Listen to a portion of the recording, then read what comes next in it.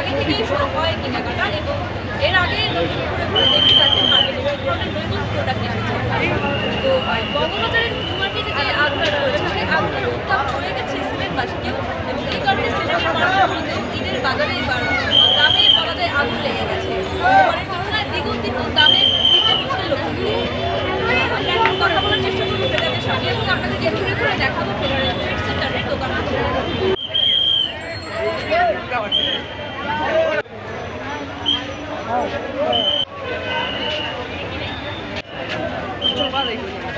তারপরে হচ্ছে ধরেন ক্রেতাদের ভিড় কেমন? সব মালের প্রভাব পড়ছে, সব মালগুলো এখন আগের প্রাইস থেকে বর্তমানে প্রাইস অনেক বেশি। কাস্টমার আছে মোটামুটি, বাট তোমার কিনছে কম। অন্য বছরের তুলনায় কি লোকজন কম কিনছে কাপড়? হ্যাঁ, অন্য বছরের তুলনায় লোকজন কাপড় কম কিনছে। আর ঈদ উপলক্ষে নতুন কোনো প্রোডাক্ট অনেক প্রোডাক্টগুলো আসছে, জাস্ট আইলি কি অন্ত দেখা যাচ্ছে যে কাস্টমাররা কিনতেছে না।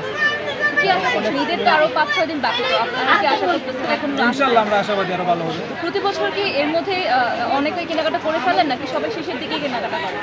অনেকেই করে ফেলে, বাট এবছরটা হচ্ছে একটু ডিফারেন্স এবছর। তারপরে আবার ধরেন যে বিদ্যুৎ বিভ্রাট আছে, এর মধ্যে আবার সারাদিন অনেক গরম থাকে, এই কারণে কি ক্রেতারা কি মনে করতেছেন যে দিনের বেলায় বেশি আসে না সন্ধ্যার পরে ইফতারের পরে বেশি আসে? ইফতারের পরে বেশি আসে। আর তো মেইনলি প্রবলেম হয়েছে যে বিদ্যুতের কারণে দিনের বেলা কাস্টমার আসতে পারে।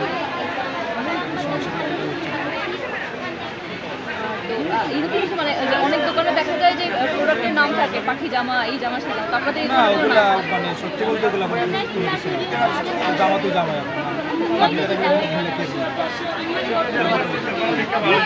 সুপ্রিয় দর্শক শ্রোতা, আমরা এতক্ষণ ছিলাম ফেডারেল ট্রেড সেন্টারে এবং আপনাদেরকে দেখানোর চেষ্টা করছিলাম সিলেটের এবারের ঈদ বাজার এবং ক্রেতাদের সঙ্গে এবং বিক্রেতাদের সঙ্গে কথা বলে জানতে পারলাম আমরা এবছর গরমের কারণে এবং বিদ্যুৎ বিভ্রাট অনেক সমস্যার কারণে ক্রেতারা কম আসছেন। যদিও অনেক ক্রেতারাই ভিড় জমাচ্ছেন, তবে সবাই দেখে দেখে চলে যাচ্ছেন, কেনাকাটা তেমনভাবে করছেন না। তাছাড়া বঙ্গবাজার এবং নিউ মার্কেটে আগুনে পড়ে যাওয়ার কারণে যে পাইকারি মালামালের যে সবচেয়ে বড় বাংলাদেশের পাইকারি মালামালের সবচেয়ে বড় যে জায়গাটি রয়েছে নিউ মার্কেট এবং বঙ্গবাজার, এই দুটি মার্কেট আগুনে পড়ে যাওয়ার কারণে এবছর ঈদ বাজারে অনেকটাই প্রভাব পড়েছে।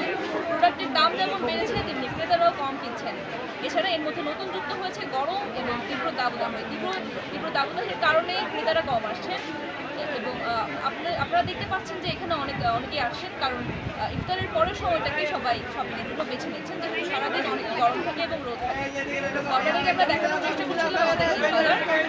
প্রতিদিনই আমরা আপনাদেরকে চেষ্টা করবো সিলেটের কোনো একটা বা কোনো একটা বাজারে গিয়ে আপনাদেরকে সিলেটের ঈদ বাজারের আপডেট দিতে।